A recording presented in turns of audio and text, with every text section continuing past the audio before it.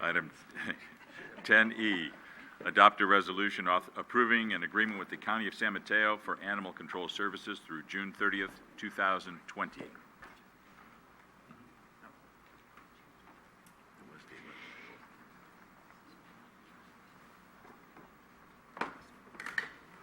Oh, I skipped one, I'm sorry.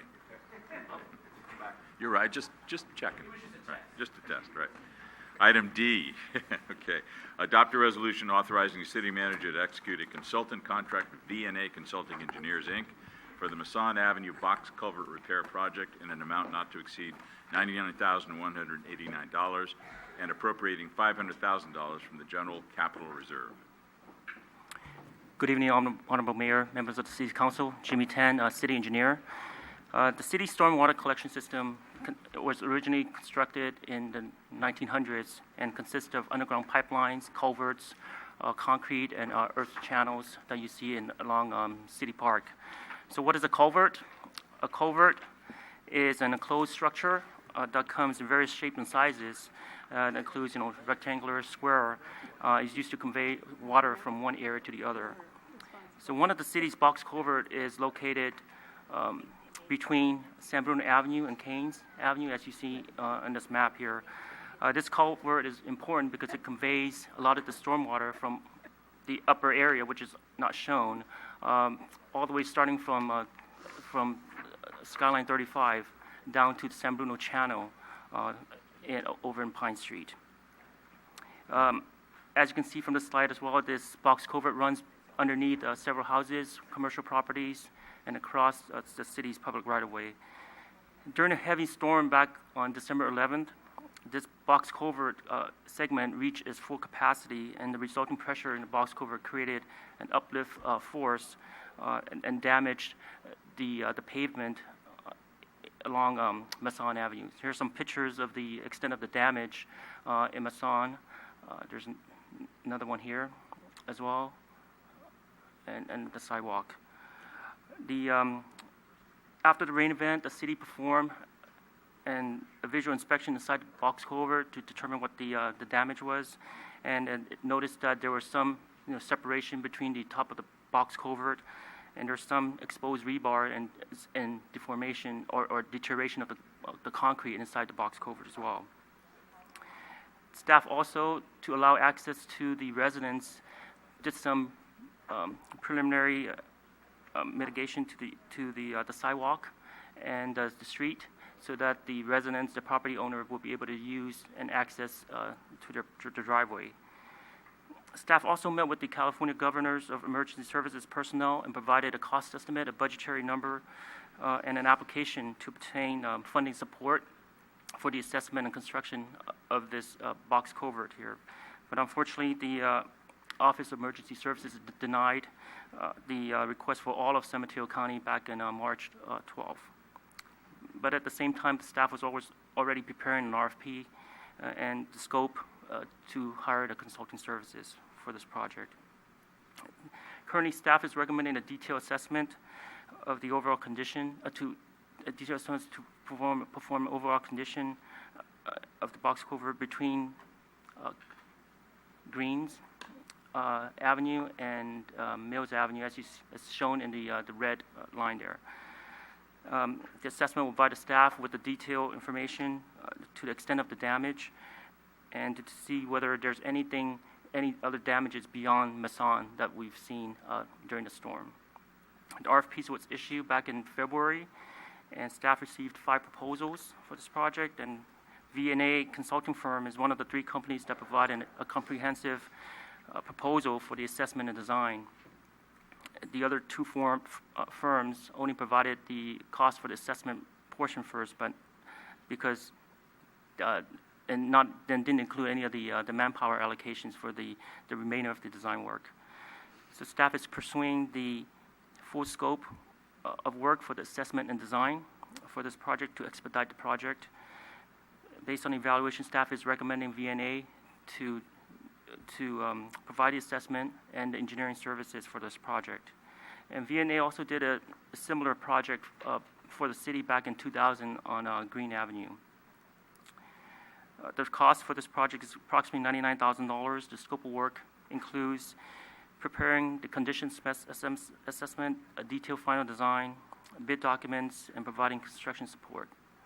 And the scope of work also includes the design for Eastern Avenue. There was some minor upheave of the pavement in that area, but we have to determine the extent of the damage through the assessment.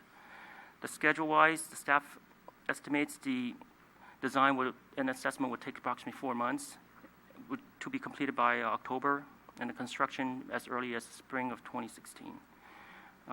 As for the fiscal impact, there are currently no funding for the storm water for the capital improvements. The only dedicated stormwater funds available is for the city's operations and maintenance that comes from the stormwater fees that are collected through the property tax. The amount of that revenue it's budgeted to be about $600,000, but that's just to fund the stormwater operations cost. So therefore, staff is requesting an appropriation of $500,000 from the general capital reserve to cover the design and anticipated construction costs and staff management for this project. And this is an estimated cost for now until we know the extent of the damage throughout the entire segment. Therefore, staff is recommending to adopt a resolution authorizing the city manager to execute a contract with V&A Consulting Engineers for this Masson Avenue box culvert repair project in amount not to exceed $99,189 and appropriating $500,000 from the general capital reserve. Any questions for staff? Ken? It clearly shows that it goes through a bunch of properties. Any assessment as to condition of those properties, and do the property owners know?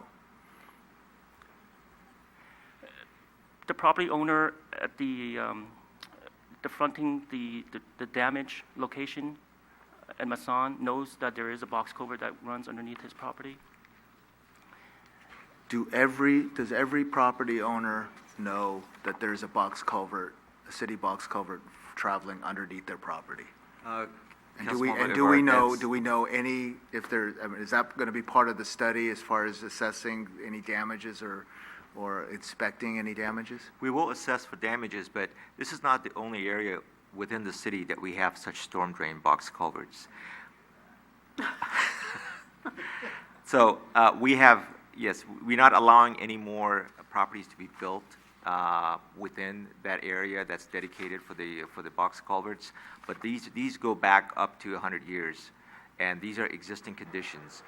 If you like, we could look at all the box culverts in the city. We have different routes, and we could come up with a procedure as to what we're going to handle for the future. But this particular case, the box culvert goes under these properties, and we will look at the whole stretch as shown on the map, including the areas that goes under these houses. Let's keep our eye on this issue. I'm just thinking, as I'm looking at this map and listening to what's happening and seeing, the visible damage. If I was a property owner, and maybe I didn't know, maybe, and then you tell me that it's been there 100 years, so what? It's under my house. It's under my property. I would think that there might, whether we be protected or not, that there might be some backlash on that, from the properties. So I'd like to hear what management has to say about that. Your concern is definitely warranted, and I think that the short answer is that residents probably do not know. If they were to know, it would probably be most likely either there's been some sort of a previous upset or damage that has occurred as a result of pressure in the pipe and the type of damage that you saw in the street at Masson tonight that resulted in our recommendation to you. But if, in fact, there is an easement recorded, and I say if because given the age of these utility or these structures, I can't give you absolute confidence that recorded easements exist in all of the locations where the underground culverts are located. If there is a recorded easement, probably the most likely opportunity for a resident to know is in their property documents. And so I think the short answer is, do you know what's in that big stack of papers you got when you bought your house? I think the answer is probably no.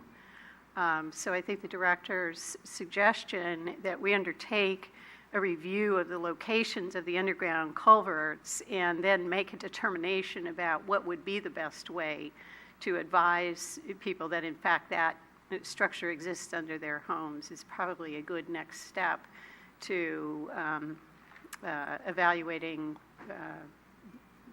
the messages that this kind of damage can create. Yeah, no, and I appreciate that, and I'm all for, going through and repairing and, trying and finding out. But I don't, also I don't want to over alert. I don't want Right. to let the property owners know that, see how that street buckled up? That could be happening right now under your house. But I would say that at some point, and we should know also that, that yes, we've assessed it. It is X amount of feet below these properties. We can tell by evidence that it is in, very good shape, and it's been there for 100 years, and we don't anticipate, that, whether we tell the property owners of that, I'm not sure. I would just don't feel comfortable keeping it from them and then finding out that we've been working on it for a year, and hello, we got to do some work under your house now or something. So that's my take on how I think we should be at least prepared to, inform them, because I know if I lived there, I'd probably like to be informed as soon as, something was serious. Okay. Anything else? To the Michael? chair. Just one quick question. The price actually seems a little high to me compared to the construction cost. It's like a third of the construction cost. So I'm wondering what's really involved in the inspection and design. You're just designing basically a concrete square, so I imagine most of the expense goes into the evaluation. Is that correct? There's actually a condition assessment that needs to be performed, as well as a structural design. And the cost estimate for the construction cost is an estimated cost that's placed in as a placeholder in the budget. But it could be that since the assessment includes the entire length from Green to Mills, if there's only one segment that needs to be mitigated, let's say at Masson, the design cost would substantially be lower. So this design cost includes the entire length, assuming that there is a stretch along Easton and Masson that needs to be designed.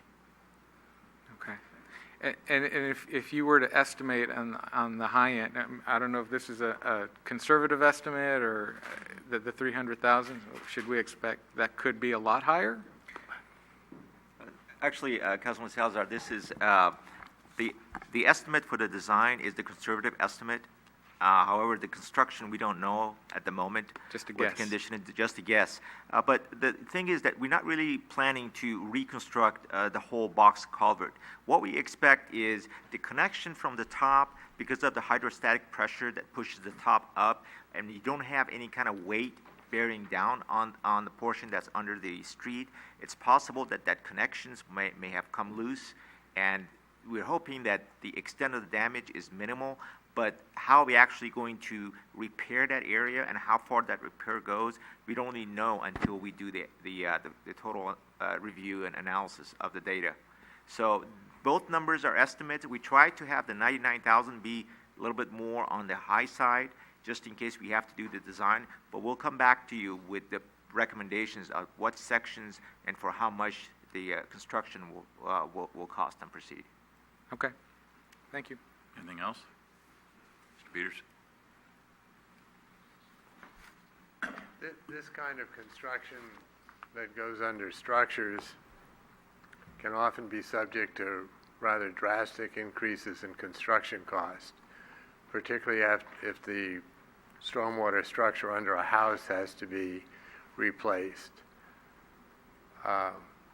On the other hand, the two things that came to mind first were that if this happened once, it could happen again, so the city might want to look at the downstream stretch of storm culvert and make sure that's clear, because that's the first thing that would cause this to go over pressure.